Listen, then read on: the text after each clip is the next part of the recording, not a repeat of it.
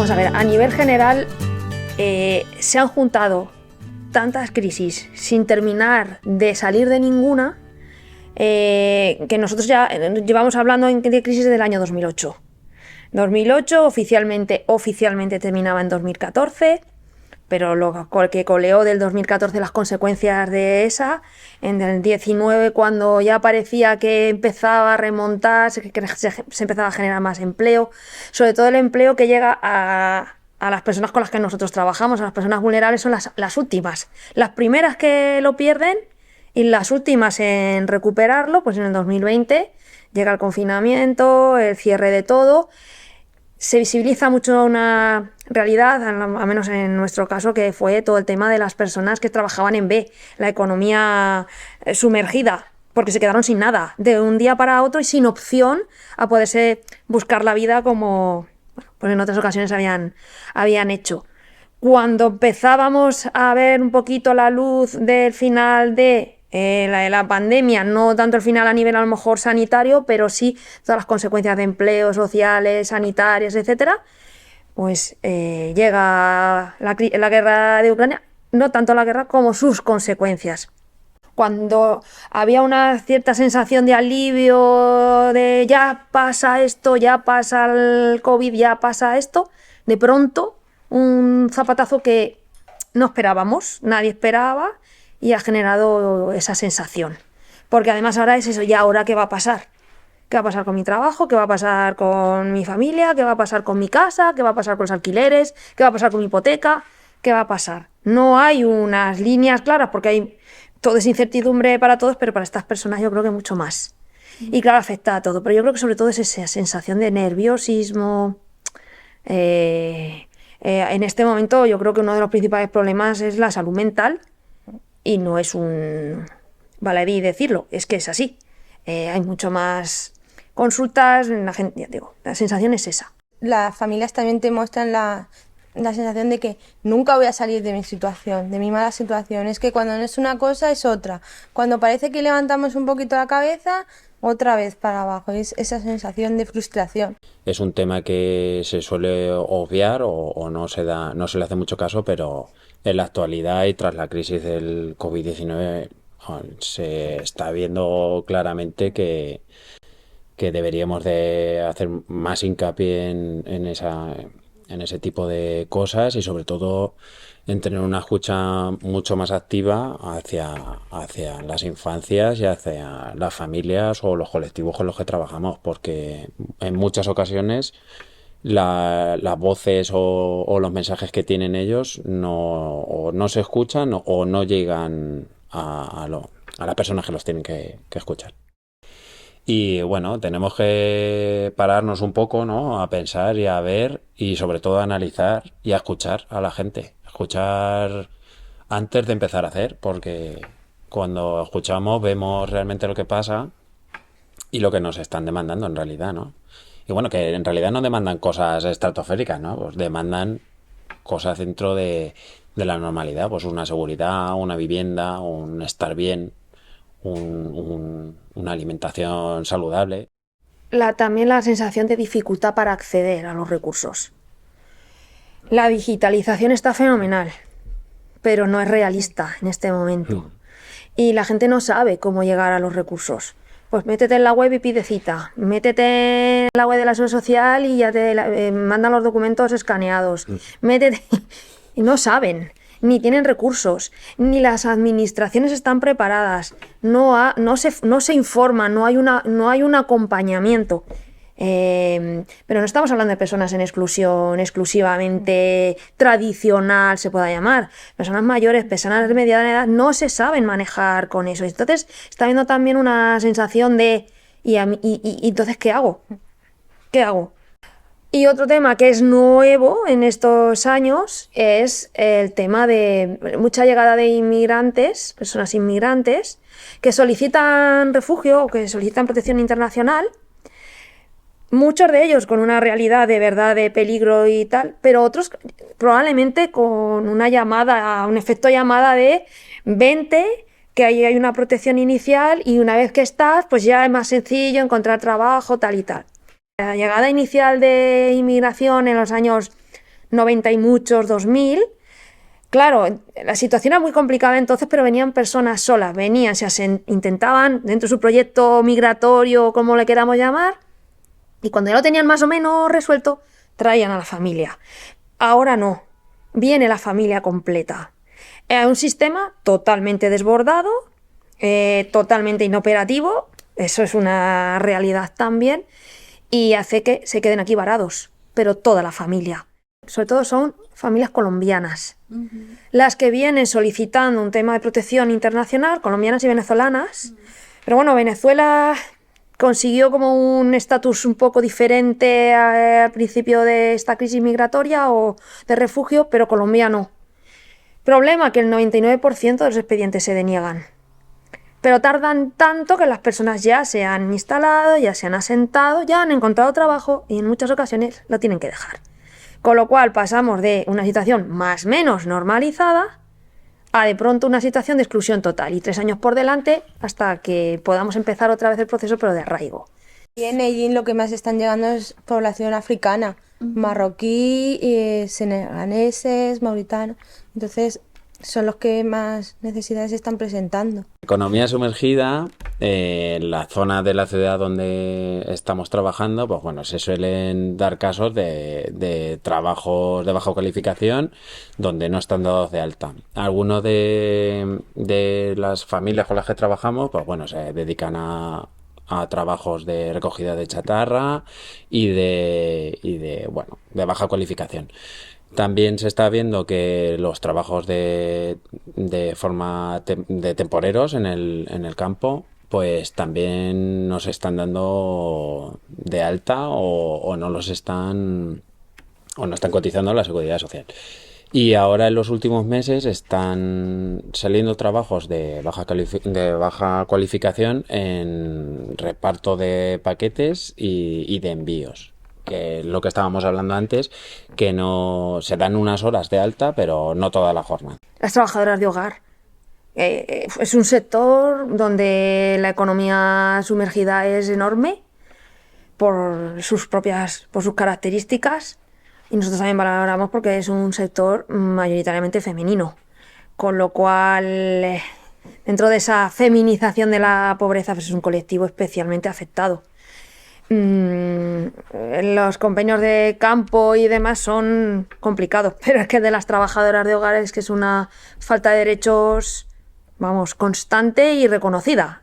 No hay pequeñas mejoras, ha habido últimamente alguna mejora, pero a la hora de acceso a derechos no tiene nada que ver con otro régimen laboral que pueda existir. Pues al final, si no tienen un empleo, nada va a funcionar. La inseguridad que tiene la familia se va a transmitir a los niños. Además, si no tienen unos recursos que puedan ayudar a que esos niños se adapten en el colegio, tengan el material, pues van a ir arrastrando la problemática. Esa inseguridad económica se traslada a otros ámbitos de todo, con problemas de convivencia, problemas relacionales. Normalmente el entorno en el que viven estas familias, el barrio o la comunidad de vecinos o tal, no suele ser, puede ocurrir, pero no suele ser que el resto de vecinos estén en una situación absolutamente boyante y ellos no suele ocurrir. Con lo cual todo eso aún se retroalimenta más y se generan esos espacios sociales más inseguros que aún empeoran más la situación de exclusión. Nosotros en Cáritas, en los informes FOESA, se trabaja la exclusión, no se habla solo de pobreza y hay varios ámbitos. Y uno importante es el tema de la seguridad en el entorno en el que se vive. Vivir en un entorno inseguro pues genera una probabilidad de estar en situación, una vulnerabilidad mucho mayor que vivir en un entorno seguro. Y cuando hablamos de entorno seguro, hablamos de un barrio seguro, un edificio seguro, una familia segura, tanto en la convivencial como en la estructura física del sitio, ¿no?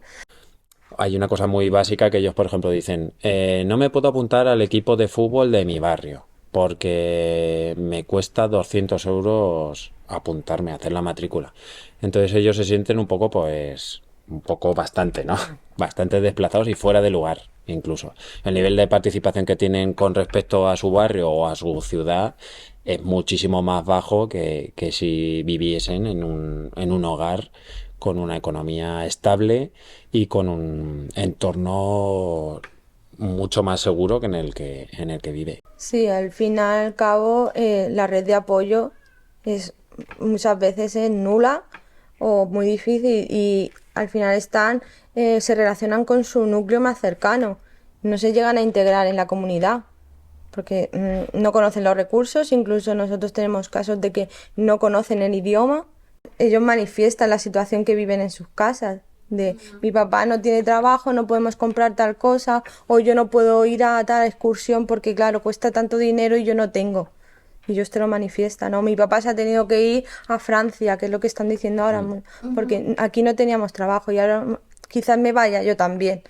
Hay una realidad y es que debido a la lentitud para conseguir la primera cita para iniciar el proceso de solicitud, que en el caso de Albacete estamos hablando de un año, en ese año ni siquiera has iniciado el proceso de solicitud de nada. Oficialmente los 3 primeros meses están como turistas porque es como han llegado. Pero después de eso, pues es una situación irregular absolutamente igual que otro que no venga para solicitar una protección internacional. Bueno, eso es una situación, porque además vienen muy desubicados.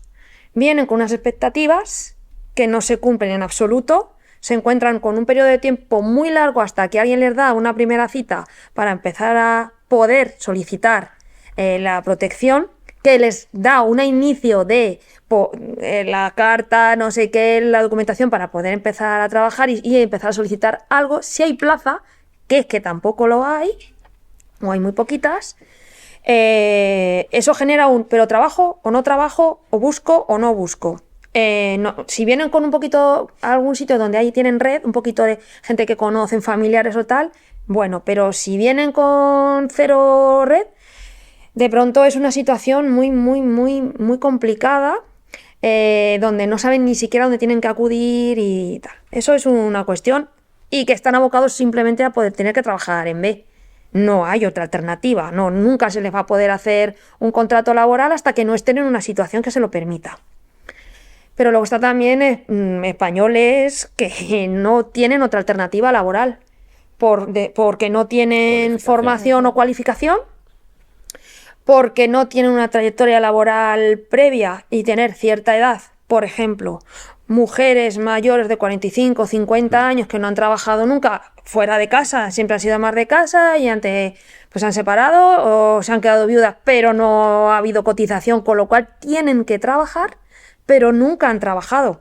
No tienen ni cualificación, no tienen estudios, no tienen experiencia laboral y son españolas y no tienen acceso a un trabajo, para empezar un trabajo en regla, con un contrato laboral, porque una cualificación mínima o una experiencia mínima hace falta. ¿Qué es lo que yo sé hacer? Pues sé limpiar y sé cuidar personas mayores o sé cuidar niños, lo que he hecho toda la vida, pero sin cobrar. Pero accedo en B. El trabajo de hogar es, yo creo que la representación de lo que es todo un sector mayoritariamente en economía sumergida, como sector. Tiene mucho más peso lo sumergido que lo reglamentado, lo que es con contrato. Sí es que es cierto que afecta mucho más a mujeres que a hombres. Si nos vamos a los hombres, pues lo que comentaba José Antonio, yo creo que el tema de, pues eso, vendedores, venta ambulante, campo, chatarra, trabajitos con unos o con otros, trabajos de pocas horas, poquitas horas, picoteo y demás. Bueno, un poquito más de opción a actividades más ilegales, también. de pues eso, de Menudeo. venta, menudeo, pequeños hurtos, cuando ya nos vamos a perfiles más en exclusión, ¿no? Con exclusión más severa. Aquí hay de todo. Personas que alquilan habitaciones porque no les queda más remedio, porque no pueden pagar un piso. Ocupaciones, pero creo que en menor medida. En Albacete quizás sea un problema menos. Sí, bueno, según qué zonas. Hay barrios en los que es cierto que. Zonas, sí. Aquí es más la dificultad de acceder a la vivienda de alquiler. Hay poco parque de alquiler a disposición, hay mucha demanda Y los precios también. Los precios son muy altos. Albacete es un sitio caro para el alquiler, muy caro. Hay un déficit grande de vivienda en alquiler. No hay políticas realmente que estén promoviendo el alquiler. No hay, vamos, es absolutamente insuficiente el parque de vivienda pública, que es como se podría solucionar o empezar a solucionar esta situación.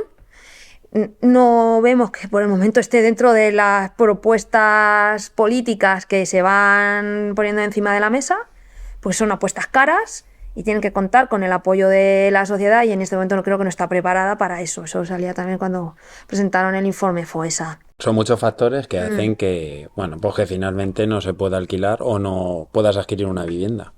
Ya independientemente de la nacionalidad o el puesto de trabajo que Sí, desempeñes. allí en Ellín igual. Ya no es que personas inmigrantes no se le alquile, sino es que no hay para alquilar. Y hay muchas familias, muchas personas que están llegando, que están ocupando viviendas del casco antiguo en muy malas condiciones, y, bueno, infraviviendas, y que no cumplen las condiciones de habitabilidad. Y ya no es solo inmigrantes, sino personas que no, españoles o esto, que no tienen acceso a la vivienda por eso. Ahora mismo pues se utiliza mucho pues para personas temporeras que están en asentamientos, se refuerza en verano para que en la temporada agrícola puedan tener un sitio que no sea el estar en los asentamientos en las condiciones en las que están los asentamientos. Si son personas con las que llevamos muchos años trabajando, familias de toda la vida, de los barrios, de gente de Cáritas, sea española o extranjera, porque es que ya estamos trabajando con terceras y cuartas generaciones, es decir, que son familias extranjeras ya es un poco absurdo. Nosotros gestionamos, por ejemplo, ayudas públicas. Una persona tiene derecho, por ejemplo, a una ayuda de emergencia, realmente lo poquito que queda en Castilla-La Mancha, y es un apoyo que a lo mejor son 1.500 euros. Esos 1.500 euros que se le han dado para que paguen una deuda de alquiler, por ejemplo, y quitar o al menos reducir la deuda de alquiler. Si la familia viene de una situación de mayor vulnerabilidad, mayor exclusión, etcétera, pues es posible que le dan los 1.500 euros y los 1.500 euros no se gestionen adecuadamente. En ese caso, coordinadamente con los servicios sociales y trabajadores sociales de Cáritas y la familia que quiere, entonces se le gestiona esos 1.500 euros. La Junta nos lo ingresa a nosotros tenemos la autorización de la familia para que nosotros se lo gestionemos y con ella se gestiona. Venga, pues citas cada cierto tiempo, vamos a pagar lo primero la deuda de alquiler, porque si te quedas sin casa, pues a ver cómo hacemos. La comida vamos a ver de dónde la sacamos, los ingresos de dónde lo puedes sacar. Claro que se consiguen cosas. Cuando hablamos en global, la situación es muy complicada. Cuando ponemos cara a la gente, la situación es complicada, pero resoluble. O por lo menos mejorable. Porque, bueno, Brotes hablando hay un montón. Brotes verdes. Yo le No, llamo. pero es que hay veces que la gente llega, por ejemplo, cuando llega aquí a Cáritas y llega a nuestro servicio de atención primaria, y lo ha comentado también antes José Antonio, la gente viene con una demanda, verbalizando una cosa, acompañado todo eso aderezado de un nivel de ansiedad muy grande. Cuando estás en un espacio tranquilo, en una conversación tranquila, sin 10 minutos de consulta de esto es lo que tienes, de dime qué es lo que quieres para que te lo tramite, sino qué es lo que pasa, qué es lo que... todo eso se transforma. Se transforma. Y hay personas que terminan, no todas, ni mucho menos, pero muchas de ellas terminan en... vale, ya me siento escuchado. Si ya sé, ya más o menos estoy más tranquilo, ya creo que ya sé lo que puedo hacer.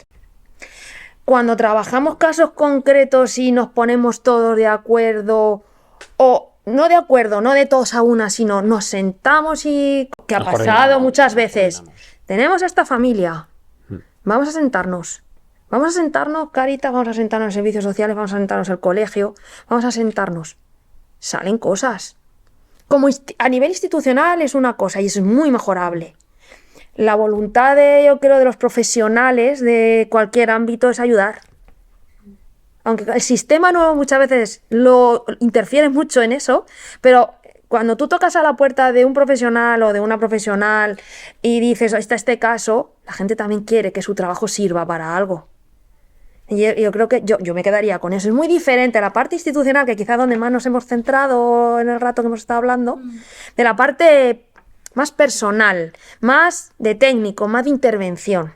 No es lo mismo un sistema de protección basado en el me pides, valoro, te doy o no te doy, que un sistema comunitario en el que hablamos, participamos, debatimos, discutimos en una clave de igualdad, no de poder. Yo vengo a pedir y yo soy el que da. Y entonces nosotros ya cada vez que ponemos un proyecto nuevo en marcha, la clave es comunitaria. Y sí que vemos que hay una diferencia muy grande. Esa red que se genera entre iguales, entre los propios vecinos, sí, es interesante. Pero es más difícil también, ¿no? Bien. Pero es que de la otra manera ya llevamos muchos años. Estamos donde estamos. Vamos a probar. Recuperemos cada vez más esa forma de trabajar. Y que en esa forma de trabajar cada vez nos vayamos incluyendo más agentes, públicos o privados. Necesitamos que la gente recupere la conciencia de sus capacidades y lo que pueden aportar entre ellos. Y me parece muy esperanzador esa línea de trabajo. Y que creo que todos cada vez vamos entrando más en ella, aunque sea costoso.